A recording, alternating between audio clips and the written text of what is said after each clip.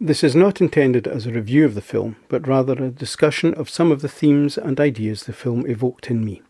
I first saw Five Easy Pieces on television in 1976, shortly after I had seen One Flew Over the Cuckoo's Nest. My expectations were high, and I was not disappointed, though I found the film less accessible and far more haunting than I had anticipated. In some ways, the film seems very European, in that it is more character-driven than plot-driven, and the characters themselves are beautifully fleshed out and real. The plot is really just a device to allow us to get to know and try to understand Bobby Dupee, played by Jack Nicholson. We see his relationships and follow him on his path of apparent self-destruction as he runs from responsibility and perhaps also from himself. The film has been rightly praised for its performances, its depiction of genius and madness, and the humanity of the characters. I have, however, found little on the net beyond discussion of these aspects of the film, which I find disappointing and strange, as great films, like great literature, contain messages for us all. They do not restrict themselves to the recounting of a tale specific to the group of characters who inhabit the story, but contain feelings, situations and reactions which may be familiar to us all, and may offer something we recognise as true and which may be relevant to ourselves. It seems to me that one of the principal areas of discussion in the film is responsibility, in various shapes and forms, from which Bobby is running away. At one point in his discussion with his wheelchair-bound father towards the end of the film, Bobby says he moves on not because he is looking for anything in particular, but because he's trying to get away from things that start to go bad. This is, I think, one of the key statements in the film, and it is one which gives us a key to truly understanding Bobby's behaviour. In his relationship with Rayette, Bobby constantly tries to distance himself from her and is often quite uncomfortable with her. He knows that Rayette loves him to the point of devotion, and she will tolerate his treatment of her. Bobby finds this devotion hard to accept because this total love creates demands on him in the form of responsibility for Rayette, who clearly wants to play a permanent part in his life, and pressure to reciprocate her love. By being unpleasant towards her, Bobby appears to be trying to force her into breaking off their relationship. In a curious and existential way, Bobby's insensitivity towards Rayette is actually the result of great sensitivity.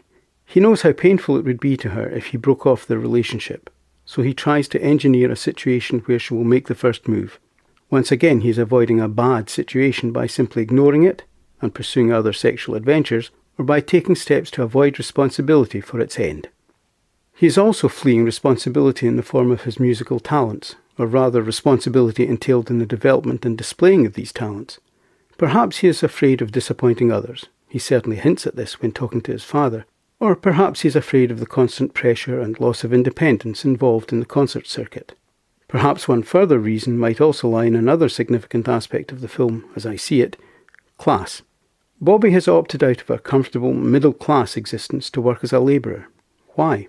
This element, perhaps more than any other, allows us to see just how torn Bobby is.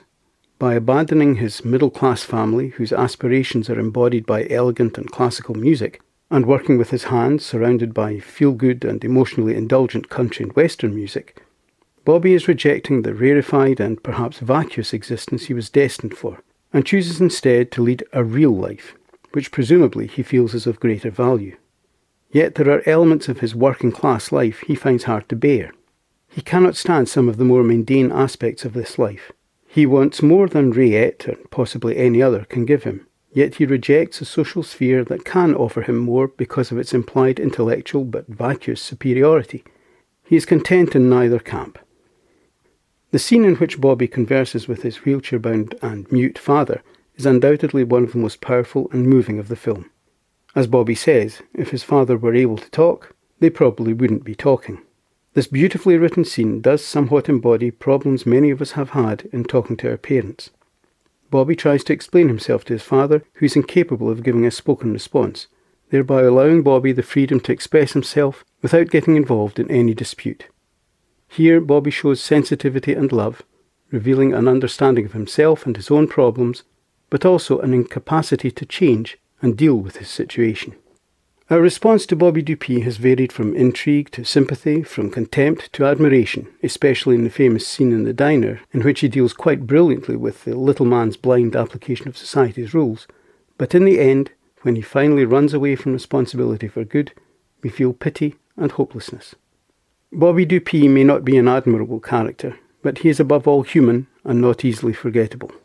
I can't say I found this an easy film, but it is most intriguing and watchable. With marvellous and compelling dialogue by Carl Eastman and Bob Rafelson, it may at times be quite painful, but as an examination of one man's questioning of his own existence and character, it is entirely compelling and invites us to consider various aspects of our own lives, especially if we are critical of the way Bobby conducted his life. My thanks for taking the time to watch this video. I hope you found it of some value.